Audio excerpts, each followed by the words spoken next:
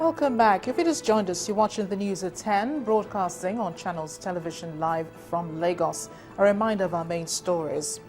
DSS promises to quiz former Borno State Governor Ali Modu Sheriff over alleged links with Boko Haram terrorists.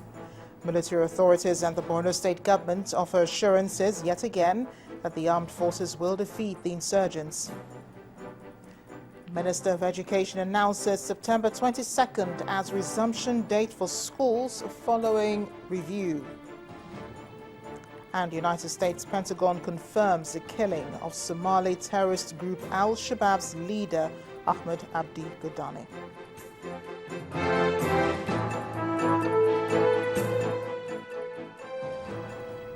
You can get more on our top stories on our website. It's channelstv.com and on youtube.com/channelsweb. But do visit m.channelstv.com to view us live on your mobile device and download the Channels TV app for Android, iOS and Windows phones from their respective stores.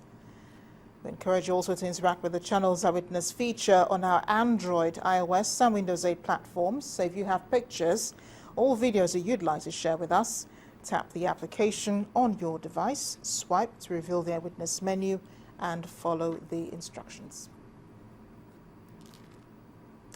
Aside from concerns on the nation's security, another area Nigerians are getting a lot of attention is from the international community is the conduct of the 2015 general elections. The Secretary General of the community, Mrs. Maria Lissa, who's visiting Nigeria this time, says she expects that the country would overcome its security challenges before the 2015 polls. On her part, the Minister of State for Foreign Affairs, Professor Viola Omolere, gave assurances on the security situation, but adds that the federal government is making steady efforts at ensuring that democracy flourishes. As you know, democracy today in the world is under attack from very many groups. It is a new type of attack. It comes from terrorists, such as those you have here in the country, but it comes from terrorists all over the world as well. I only need to mention Syria, for example. I can mention what happens in Ukraine, where unfortunately there seems to be mounting a full-scale war, and the Ukrainians need our support in building their democracy in order to be able also to control their territory. The number of attacks against democracy have increased the past 8 to 10 years, and it is a relief to visit such an important member of the community of democracies with a stable democracy, even though it is not very old, but it is very stable. And I feel reassured when I visit Nigeria that globally we will overcome these obstacles. Following the achievements of women in appointed positions, be able to elect women into positions where we would need their votes, the parliament, executive, and elsewhere. So we believe also with the community of democracies, we'll have additional expose and education and sensitization, not just for Nigeria, but for the countries of the world.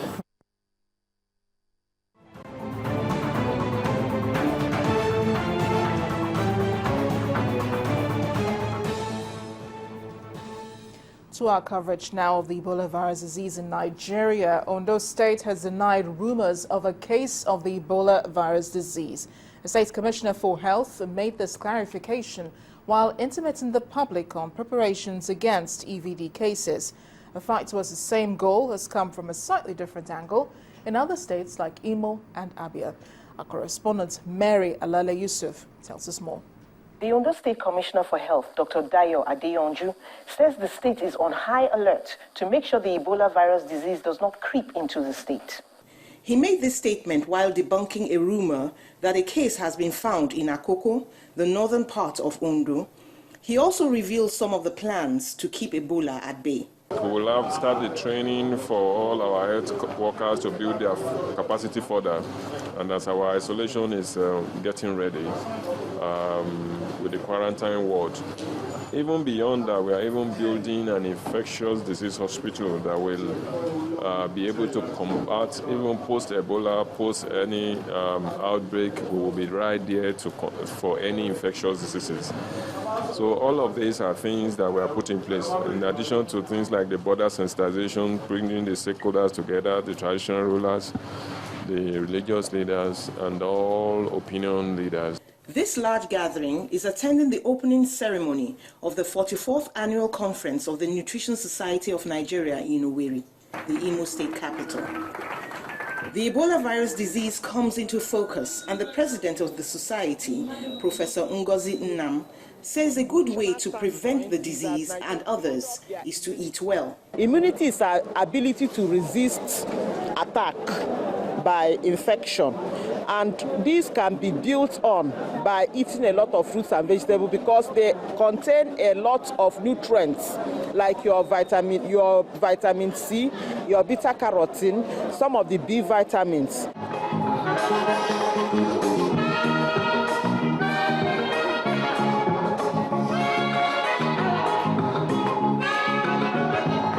This is the graduation ceremony of veterinary doctors of the Michael Okpara University of Agriculture, Umudike, Abia State.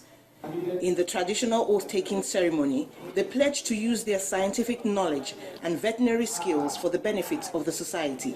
In keeping with this pledge, the president of the Veterinary Council of Nigeria discloses the council's plan to realize an end to the transmission of the Ebola virus and other diseases from animals, both wild and tame, to humans. Every veterinarian is mandated to report on weekly basis the animal, what is the type of disease he has registered there, so that will serve as a check and balance.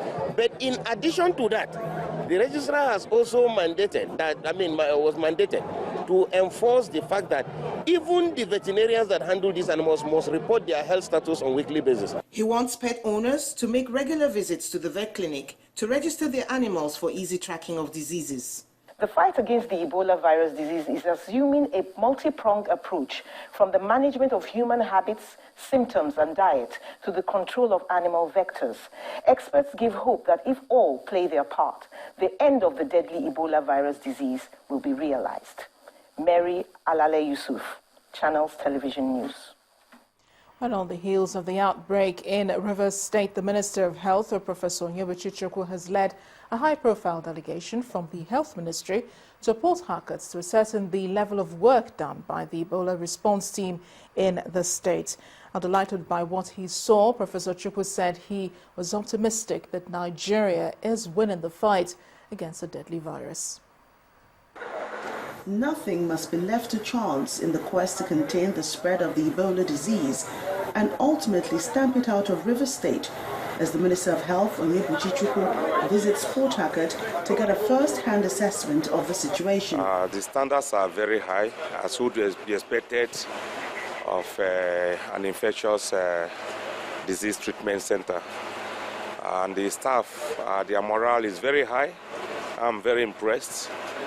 And I've asked them any major challenges. They say for now they don't have any challenge. They are happy with the way they are being treated.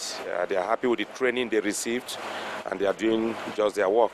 Received by members of the Ebola response team, led by the Commissioner of Health, Samson Parker, the Minister's first assignment was to visit the treatment center in Emohua local government area before proceeding to the National Disease Control Center at the University of Port Harcourt Teaching Hospital. Confirming that it's just one Ebola virus patient that's in the treatment center, Professor Chukwu told journalists that 18 cases were registered in the country, 8 of which have been discharged. That when you are in contact, you are not a criminal, you are not ill.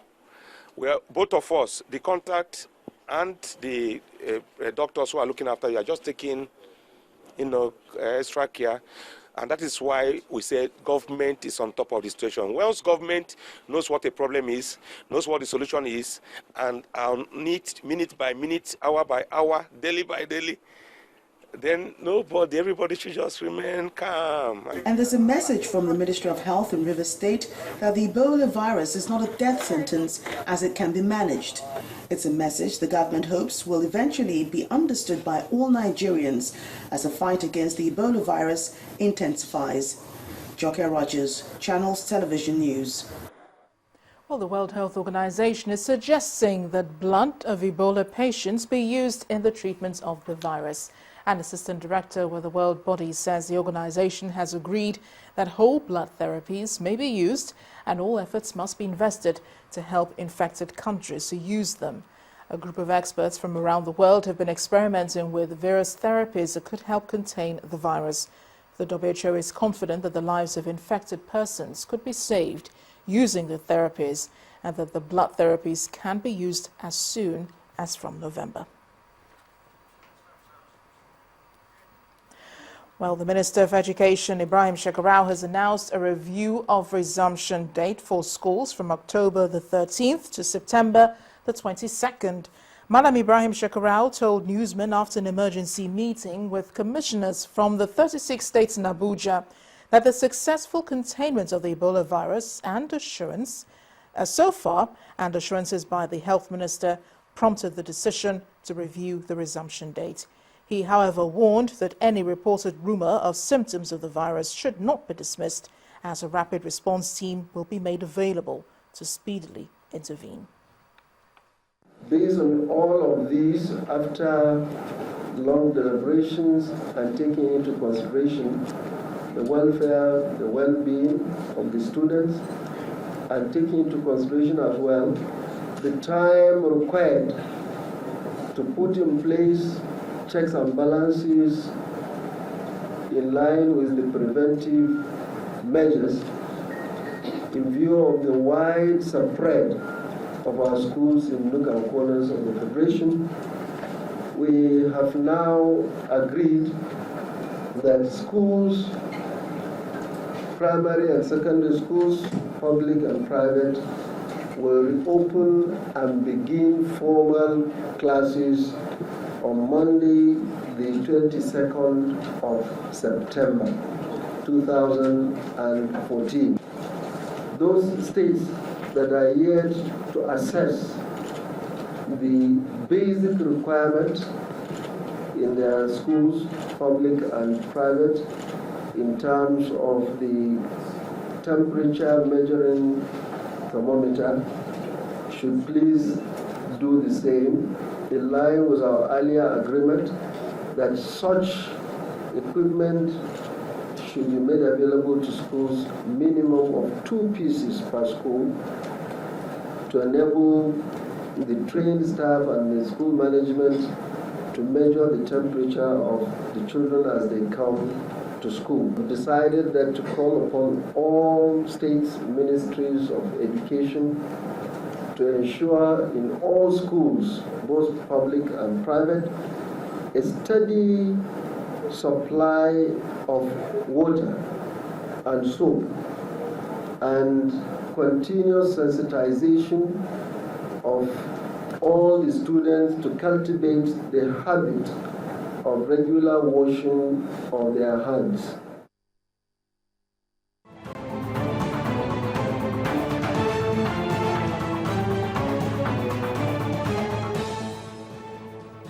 To a little politics now. The Northern Elders Council has joined the growing number of Nigerians asking the president to run in the 2015 election. At the inauguration of the Board of Trustees of the Council in Kaduna State, the members commended the cordial relationship between President Goodluck Jonathan and the Vice President Nnamdi Sambo and their efforts at managing the security and socio-economic challenges confronting the nation. The inauguration of the Board of Trustees provides the opportunity to discuss burning national issues, especially those that affect their domain. So security is top on the agenda. In the last 3 years, in particular, our country has had to contend with insurgency and terrorism in some parts of the north. We cannot pretend that things are all rosy in our country today. But we also know that the situation is by no means insurmountable. We recognize the efforts of the federal government under the able leadership of President Goodluck Ebele Jonathan, GCFR, in managing the complex challenges with firmness and effectiveness. We are convinced that such efforts can take this country out of the turbulent waters of insurgency and underdevelopment. The unity of the North is imperative in ensuring that the region and its traumatized people come out of the present wicked insurgency stronger. While this temporary setback lasts, our elders must bring their wealth of experience to bear in ensuring that we build stronger bonds of brotherhood in the entire North. Surely, united we shall overcome our current predicament. While expressing support for President Goodluck Jonathan's administration, the elders warned politicians and regional leaders to desist from making statements that can heat up the polity. The Council is totally opposed to the use of reckless and inflammatory statements and utterances which may tend to overheat the polity and undermine the efforts of patriotic Nigerians who are focused on building a virile and prosperous nation. I will not stand on the same page with anybody from the North who wants me to believe that a gentleman from Atoki or a gentleman from Enugu or a gentleman from Abeokuta is a Southerner and not a Nigerian. We are all Nigerians, and what makes us tick is the belief that we live in one nation that has one destiny. The Northern Elders Council comprises leading politicians and senior citizens that have served the public at various levels. When the News at 10 returns, more reactions trail Nigeria's ranking in the World Economic Forum's Global Competitiveness Report. That's in Business News. Please join us again.